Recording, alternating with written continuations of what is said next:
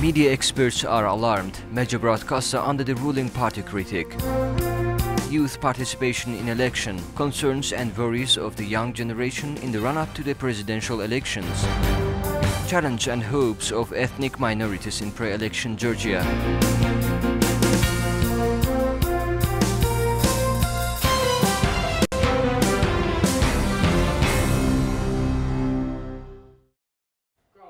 Hello, you're watching a Spotlight special election program. I'm Tiko Zurabishvili. And I am Said Babazadeh. Zaza Saralidze, the father who has been protesting since the murder of his son last December, was arrested today. He was taken to a hospital after saying he was ill while being questioned. According to the Ministry of Internal Affairs of Georgia, Saralidze attacked policemen with a metal stick while they were on duty. 10 people accompanying Saralidze have also been detained. His son was killed in a fight between two groups of schoolboys, and since then Saralidze protests by detaining Zaza or restricting him in some other ways, they want to make us to stop. He has his family behind him, and also he has a big group of supporters who shares his beliefs and attitudes. We will continue protesting no matter what. We were not with Zaza today morning. When he was detained, he was with other activists. Police managed to provoke him. The fact is, Zaza is detained. A suspect in the murder of the 8-year-old girl in Gori was arrested on Friday by police. According to the Ministry of the Internal Affairs of Georgia, the accused, born in 1984, has been criminally convicted in the past. The motive of the murder is currently unknown. The body of the child was discovered last night in the Gori near the Lekabi River.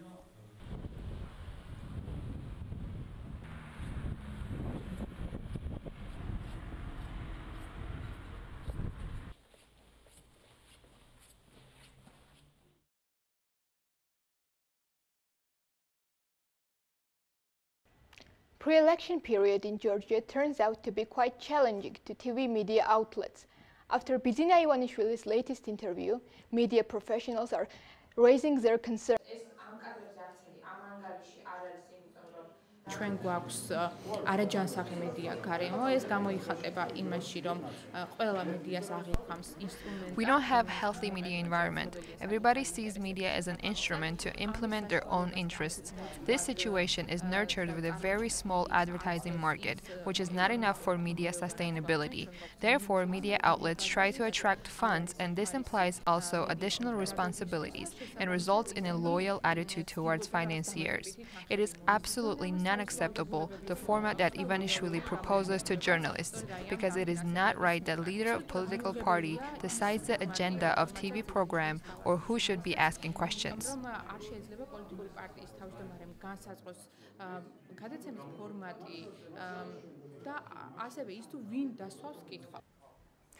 Young people make almost 20% of Georgia's population, so they might have a huge role in the result of the elections. But to what extent they are interested in participating in the Sunday's poll?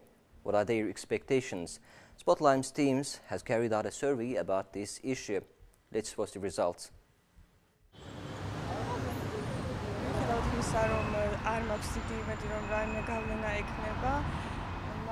Although I don't have any hope that elections will have any influence, I will still take part to express my opinion.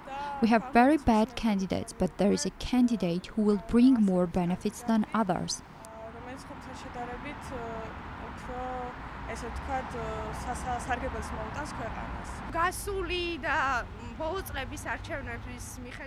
In most cases, we are given promises that are not fulfilled. They have had reputation in youth and in old generation as well.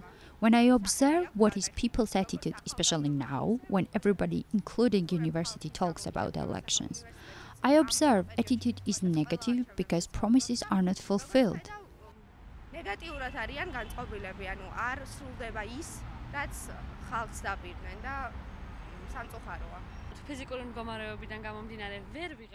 I cannot take part in the elections because I'm from Kabuleti and cannot go there because of the midterm exams.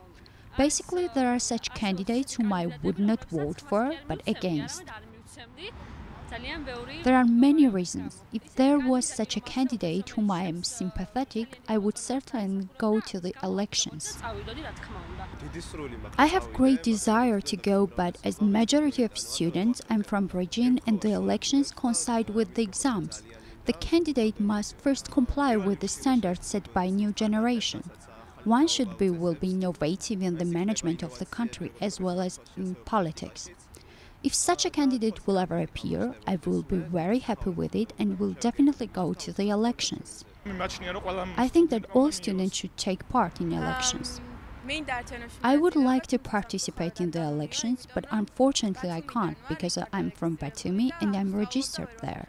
I'm studying here and I cannot leave, otherwise I have a great desire. It is a citizen's duty to take part in elections, no matter how much we understand about politics and how much we like candidates. We should go anyway. I'm not going to take part in elections because I'm from Batumi and I cannot go there just because of elections. Besides, I don't want to vote because I don't like any candidate. I don't trust any of them. The more people have the confidence that their voice affects a government, affects their decisions, the more active would be participation in the elections. Those who are elected with more participation have more trust and legitimacy.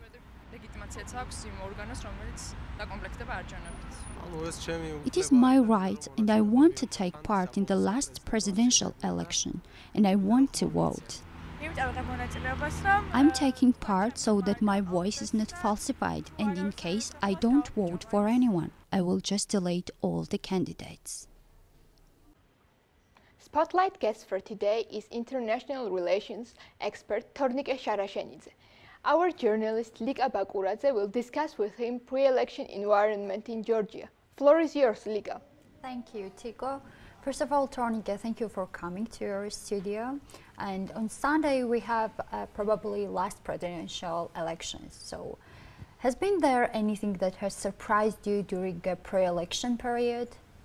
Thank you. First of all, I was surprised by the fact that the ruling party decided to support someone like Salome Zurabishvili, extremely, let's say, controversial candidate and a complicated character, which, of course, made things for the ruling party only worse. And the second, what surprised me that this presidential campaign is unfortunately following the same pattern. I mean that we still have the bipolarity in Georgian politics, Georgian Dream versus former ruling party, United National Movement. And actually it suits both parties, so it's Georgian Dream because it tells the voters, you know, I may not be that good, but the alternative, it's United National Movement with its brutality, with Saakashvili, who plays a role of, you know, public enemy for some Georgians still, unfortunately for him, of course, and also it's, you know, United National Movement because it still reasserts itself as the only serious opposition to the Georgian Dream Party. And Tornike, what do you think about the candidates' promises compared to president's power? Yeah, that's something really funny about this campaign because the candidates, not only these three front runners, Zurabishvili, Vashadze, and Bakradze, but even like someone like Kugawa or even Usupashvili, you know, they promise something which is way beyond their powers.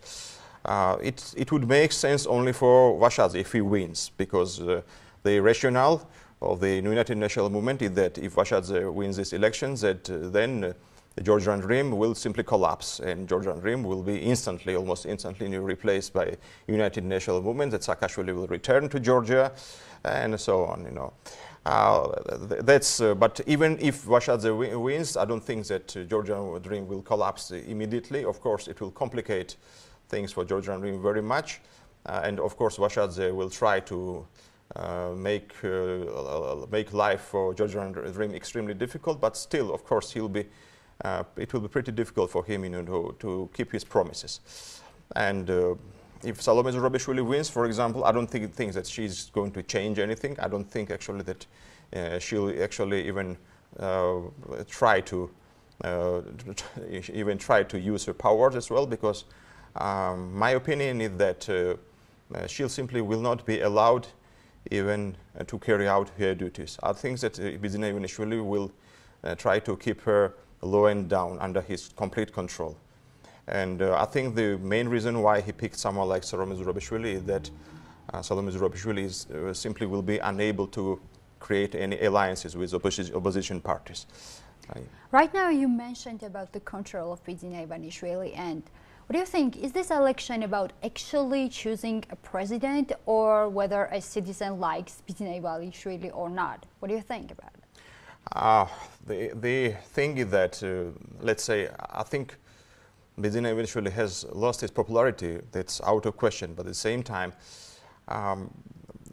he has done everything possible to kill alternatives. You know, the only alternative to him is still Mikhail Saakashvili. And when an ordinary average Georgian voter goes to polling station, you know, he or she still faces, you know, this alternative, Ivanishvili or Saakashvili. Peaceful Georgia with all of these problems, you know, shortcomings, or revolutionary, maybe even chaotic Georgia. That's how Georgia is portrayed right now. That's why, in the end of the day, I think that Ivanishvili's candidate still will win these elections, thanks to use, or let's say abuse of administrative resource, thanks to falsification. And for that, I think Georgian Dream and personally Ivanishvili will pay a huge political price, both inside and outside Georgia. But I think they will get away with that on these elections.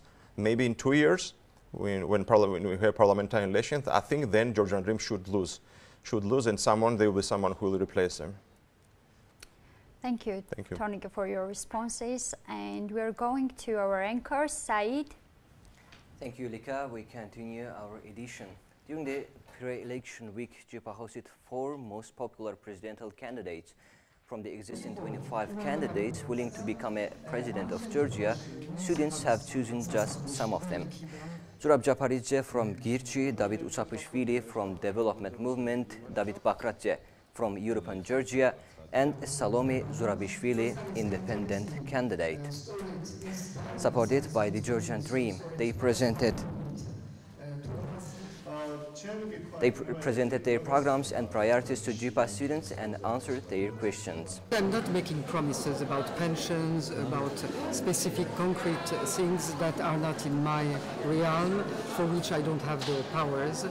I'm going to be the representative of the society to the parliament in certain cases, or to the government.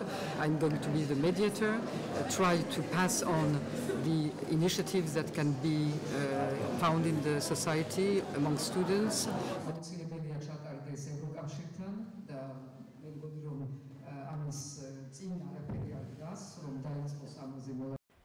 According to pre-election media monitoring mission, Georgian media coverage has some positive tendencies. The report was prepared by experts assisted by European Union and United Nations Development Programme. They observed situations starting from June 2018. 3 media platforms were observed: radio stations, online media and TV programs. Our correspondents attended their press conference. Pre-election media monitoring mission presented their findings in the special press conference in Tbilisi Marriott Hotel.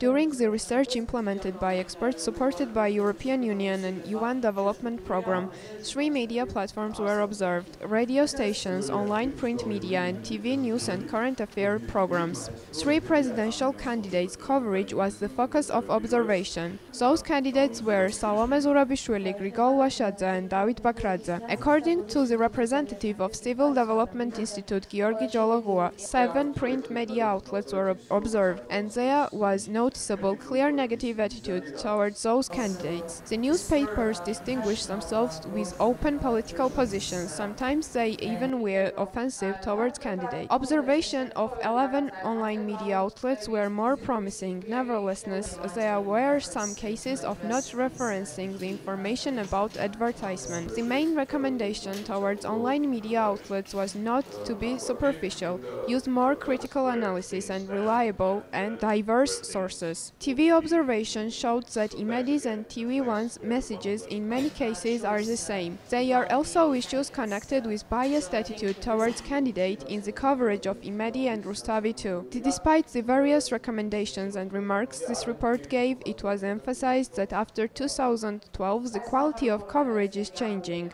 mostly in a positive direction. განსხვავებით წინაარჩევნებისგან, ამ შემთხვევაში მიკერძოება და ტენდენციურობა გამოიხატა area, რომელიც Unlike previous elections, there was more negative campaigning. Several media outlets seemed to oppose to certain candidates.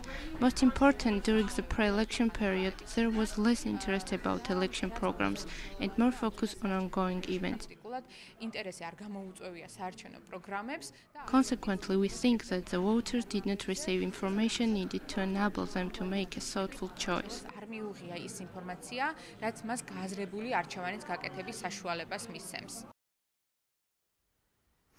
Our news team has carried out a vox pop in Marneoli, Kveme-Kartli region to learn what the minority think of the elections, what has been changed since last elections and what are their wishes.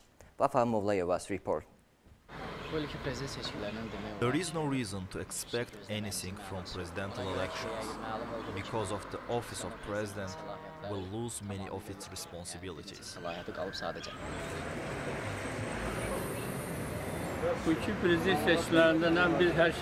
We can expect everything from presidential elections, but the government will decide who will be president. In last parliamentary elections, there were some conflicts between people. We don't want the same thing happen in these elections. It will be better if elections are held fairly. In Georgia, they make a lot of promises, but none of these promises are included in the president's responsibilities. They are just deceiving people. No job, very expensive social care, and the life without having a Georgian citizenship. The ethnic Armenian family from Tsiteli Sopalio, Kvemo-Kartli region shares their story with our reporters who visited Marneuli area in the run-up to the presidential elections. Watch our report. Georgia is preparing for presidential elections. Chinar Atorakalyan, ethnic Armenian from Tsiteli Sopeli in Kvemo-Kartli region in Georgia, cannot vote because she does not have a Georgian citizenship, even though she is the village resident from the last 41 years.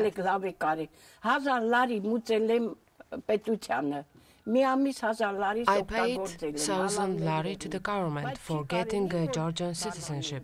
After a few months, they refused me and gave the money back, but they took the taxes. Chinar got Armenian citizenship to receive inherited house in Armenia, but she actually lives in Georgia her whole life. In February 2018, she had a heart surgery. Her husband says that they spent 3 times more on operation than a Georgian citizen would pay. Если она была бы грузинская гражданка, и от меня пошло бы 3,500 лари. Ну, я просил даже... I paid 13,500 lari for my wife's surgery. If she were Georgian, I would pay 3,500 lari. I asked the hospital to help me. I said that I did not have money. I sold my cars, her gold rings for the surgery.